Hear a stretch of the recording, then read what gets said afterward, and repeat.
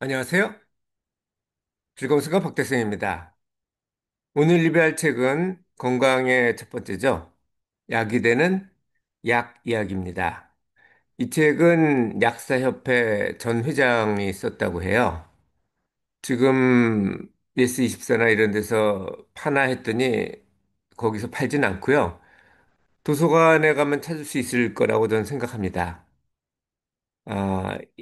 여기서 뭐 여러 가지가 있지만 그중에 제가 꼽은 거는 세 가지인데 약값에 대한 얘기, 그리고 우리 가장 많이 흔한 게 감기죠. 감기에 대한 얘기, 그리고 통증. 이 세 가지를 골라왔습니다.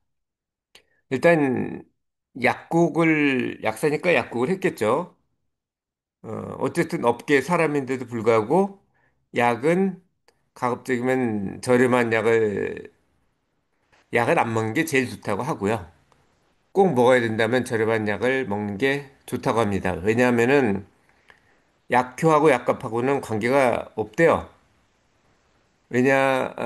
그 이유가 주로 광고비에서 많이 차이가 난다고 합니다.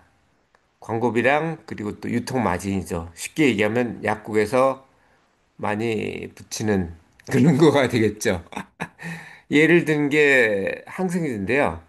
페니실린 유명하잖아요. 페니실린이 신약 항생제가 세파드록실 같은 게 있는데 그거에 비하면 가격은 10분의 1밖에 안 하는데 성능은 비슷하고 특히 감수성균 같은 경우는 페니실린이 훨씬 더 우수하대요. 물론 뭐 항생제별로 약간씩 다를 수는 있지만 대부분이 성능이 비슷하다는 걸 알고 계시면 됩니다.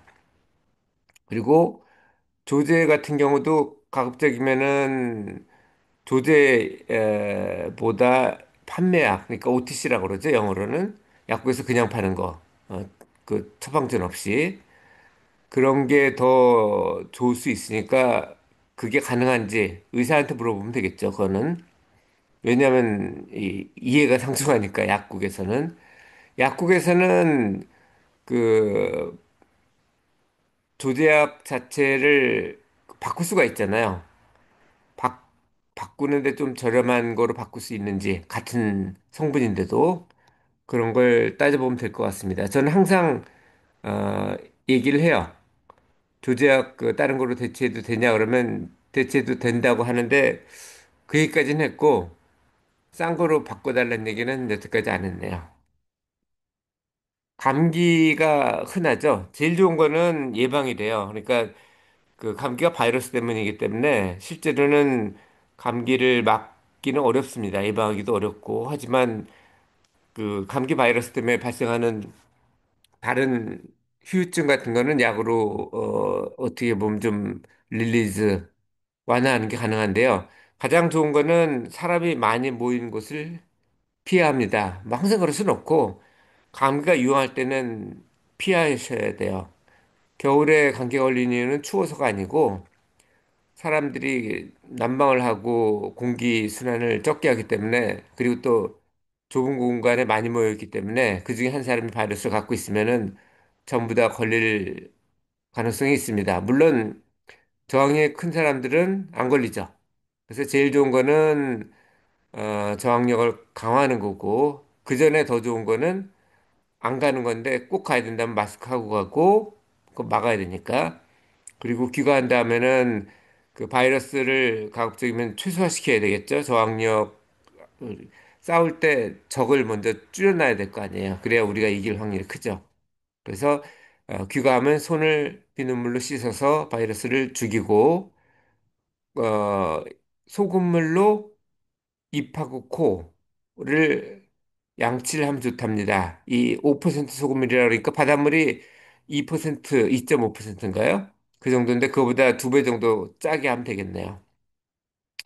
감기 종류는 여러 가지가 있는데 그중에 대표적인 게 코감기, 기침감기, 목감기가 있습니다. 코감기는 콧물이 나와서 민폐죠. 그래서 이건 항히스타민제를 복용을 뭐 이때 할 수밖에 없죠. 피해를 최소화하기 위해서. 기침 감기는 기침을 많이 하면은 기침을 하는 이유가 그 기도 호흡기 안에서 폐까지 해가지고 그 안에 이제 어떤 가래 같은 게 생기는 걸, 그런 걸 배출하기 위한 거거든요. 거기에 그런 것들이 있으면 호흡을 못 하잖아요.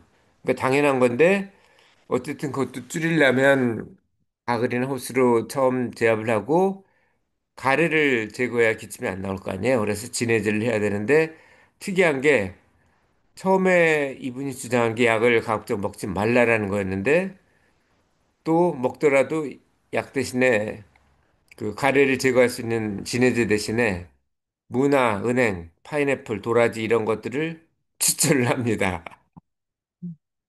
제가 항상 생각하는 건데, 최근 읽은 책에 본 거예요. 거기에 보면 뭐라고 돼 있냐면은, 충고를 받으면 바로 실행을 해라. 다만 그 충고가 사실인지 아닌지는 확인해야 된다라고 돼 있거든요. 충고가 사실인지 아닌지 가장 판단하기 쉬운 방법은 이게 그 충고한 사람하고 이해가 상반되느냐. 예를 들어서 약사가 약을 먹으라 그러면은 그거는 충고가 아닐 가능성이 있겠죠. 원래 그 세일즈맨이 약간 과장하는 거는 불법이 아니라는 그런 판례도 있습니다. 그 사람한테 세일즈맨은 당연히 일이 파는 거잖아요. 약사도 어찌 보면 물론 좋은데 하지만 약을 파는 사람이거든요. 근데 약을 먹으라 그러면은 그게 진실이 아닐 가능성이 높지만 약사가 약 대신에 뭐 파인애플이나 도라지를 먹으라 그러면은 그건 진실일 가능성이 높겠죠. 그리고 다음은 목감기입니다. 목감기는 소염제가 항생제 보통 우리 약을 먹을 땐 여러 개를 같이 투약하죠. 그냥 하나만 주는 경우도 있지만 그거보다는 뭐 두세 개 이상인 경우가 많은데 대표적인 게 어, 균을 죽이는 항생제. 항생제가 균을 죽이면 거기서 염증이 발생하죠. 그게 균의 시체거든요. 그 염증이라는 게 고름 같은 게 그걸 제거하는 소염제. 그리고 이 두 가지가 위장에 부담이 된다면 뭐 소화제 같은 거를 그게 일반적인 방법이거든요. 우리가 한약할 때도 하나만 넣는 게 아니잖아요. 그 한약재를 여러 개 섞어가지고 다리죠. 그거랑 똑같다고 보시면 됩니다. 목감기에도 양파즙을 5배 희석해서 양파즙을 이제 모은 다음에 거기다 물을 5배를 넣어주면 되겠죠. 그래서 목을 세정하는 게 좋다고 조언을 하네요. 마지막으로 해열제인데요. 해열제는 몸이 체온이 뜨거워야 백혈구가 활성화된다고 그럽니다. 그러니까 열이 난다 그래서 그걸 나쁘게 볼 필요는 없고요. 물론 안에 염증이 있다는 얘기고요. 그거는 근데 어, 해열제를 넣어가지고 뭐 온도를 낮추는 게 좋은 거는 아닙니다. 그러니까 최대한 해열제를 안 쓰는 게 좋고 쓰더라도 뭐 지금 발열할 경우에 머리에다가 찬물로 찜질 뭐죠? 손수건 같은 거로 이렇게 머리를 식히는 경우가 있잖아요. 그런 방법이 더 좋다고 합니다. 얼음물에다 하면 더 좋겠죠. 자, 가장 중요한 통증입니다. 통증이 있다는 게 아프다는 게 나쁜 거죠, 사실은. 하지만 나쁘기만 한 건 아니에요. 예를 들어서 자고 있는데 겨울에 난로에다 발을 올려놓고 근데 통증 세포가 없으면 발이 타도 모르죠. 그런데 통증을 세포가 있기 때문에 통증을 느끼고 발이 타기 전에 이제 난로에서 발을 내릴 수가 있겠죠. 그래서 통증이 있으면 일단은 알려줘서 고맙다. 두 번째는 내가 아직 살아있구나 이렇게 그걸 감사해야 됩니다. 하지만 알람을 꺼야 되겠죠. 통증을 줄여야 되는데 통증에는 이제 제가 중요한 게 그 복통과 두통입니다. 복통 같은 경우는 내장에 통증 세포가 없대요. 근데 복통을 느낀다는 거는 내장에서 발생한 통증이 주위 장기에 전달됐다는 거거든요. 그래서 심각할 가능성이 있습니다. 그리고 두통 같은 경우는 모든 통증이 사실 뭘 느끼는 게 감각을 느끼는 게 뇌잖아요. 어, 그게 전부 뇌로 전달이 되기 때문에 광범위합니다. 하지만 급성 두통 같은 경우는 바로 병원을 가는 게 좋대요. 이거는 뇌에 어떤 문제가 심각한 문제가 생길 수 있다는 거예요. 예를 들면 뭐 뇌일열 뭐 이런 것들이 있을 수 있겠죠. 그런 건 시간을 다투기 때문에 빨리 가는 게 좋습니다. 물론 급성인 경우에요. 일반적인 두통은 모든 통증은 뇌로 전달되기 때문에 당연한 거고요. 진통제는 해열제, 진통제, 소염제를 다 깡그리해서 진통제라고 얘기를 하는데 그 이유가 원인 물질이 똑같대요. 그러니까 원인 물질이라는 거는 뭐 호르몬 같은 거가 되겠죠. 여기서 약 같은 거를 최소화해야 되는 건 사실인데 그중에서도 마약성은 특히 주의해야 된다고 합니다. 이거는 습관성이기 때문에 장복을 하면 좋지가 않대요. 게다가 그 마약이라는 건 그 뭐라 그러죠? 처음에 했을 때보다 더 늘려야 효과가 나타나죠. 그걸 뭐라 그러는지 제가 기억은 못 하겠는데 어쨌든 마약성은 항상 나와 있습니다. 이거는 뭐 몇 주 이상 먹지 말라. 몇 주 이상 하면 뭐 의사와 뭐 상의하라 이런 내용들이 있어요. 그것만 지키시면 될 것 같습니다. 자, 두통입니다. 드디어. 두통의 원인은 근육 수축이 60%나 된대요. 그 다음에 편두통이고. 그래서 뭐 여러 가지가 있지만 일단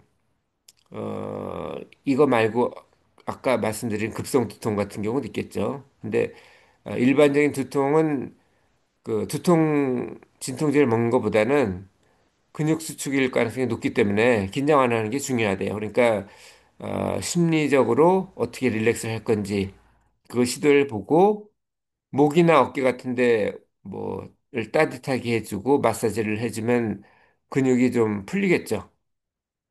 목체조를 하는 것도 좋고요. 이게 가장 중요하고요. 근육 그 두통을 줄이는 데는 편두통 같은 경우는 혈액순환이 잘 안 돼서거든요.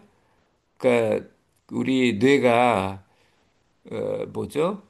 그 무게는 그렇게 많지가 않은데 에너지는 거의 20%를 쓴대요. 그러니까 무게는 아마 제 기억으로는 2% 정도 될 겁니다. 60kg 같으면은 얼마가 되나요?